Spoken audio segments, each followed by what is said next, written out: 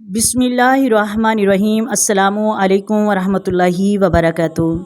محترم ناظرین، آج اچھے مناسب رشتے کے لیے آپ کو وظیفہ بتائیں گے۔ بعض اوقات ہمارے گھروں میں ایسا ہوتا ہے کہ ہم بہت پریشان ہوتے ہیں، ہمارے بچوں کے یا بیٹیوں کے اچھے رشتے نہیں آتے تو ایسا لگتا ہے جیسے کسی نے بندش کر دی ہے، رشتے ہی نہیں آ رہے، آخر کیوں نہیں آ رہے، کیا وجہ ہے؟ تو آج اسی مسائل پر ہم آپ سے بات کریں گے۔ بچے یا بچیوں کے مناسب رشتے کس طرح ہمارے گھروں میں خود چل کر آئیں گے، فوری رشتے آپ کے گھر میں آئے گا۔ آپ ویڈیو کو اینڈ تک لازمی سنیے گا۔ اچھے اور مناسب رشتے کے لیے صادق دل سے نماز تہجد کے بعد یا غروب آفتاب کے وقت آپ نے یہ دعا مانگنی ہے اور صلاۃ الحاجت کا اہتمام کرنا ہے۔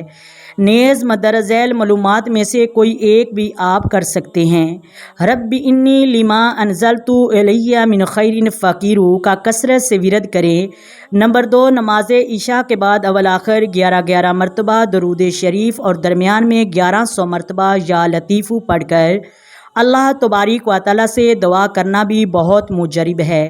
نمبر 3، نماز عشاء کے بعد اول آخر 11 مرتبہ درود شریف اور درمیان میں 41 مرتبہ درج ذیل کلمات پڑھ کر دعا کیجیے۔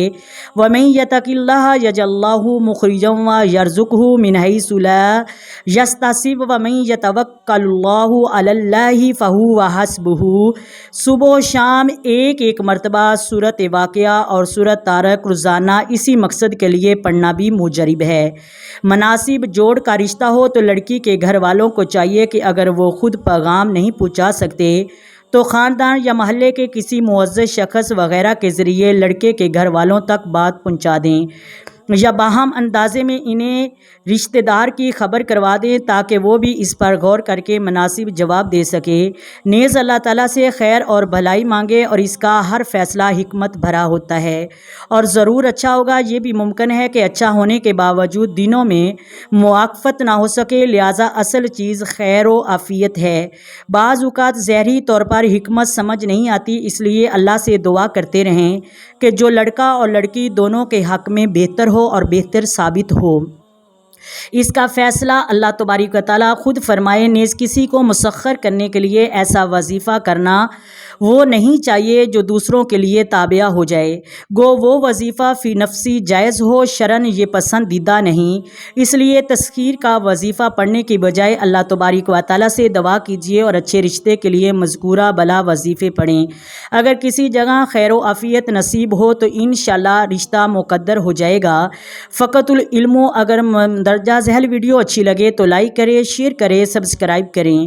آئیں مل کر آقا دو عالم نور مجسم سرور کائنات صلی اللہ علیہ وآلہ وسلم کی ذات پر درود و سلام پڑھیں۔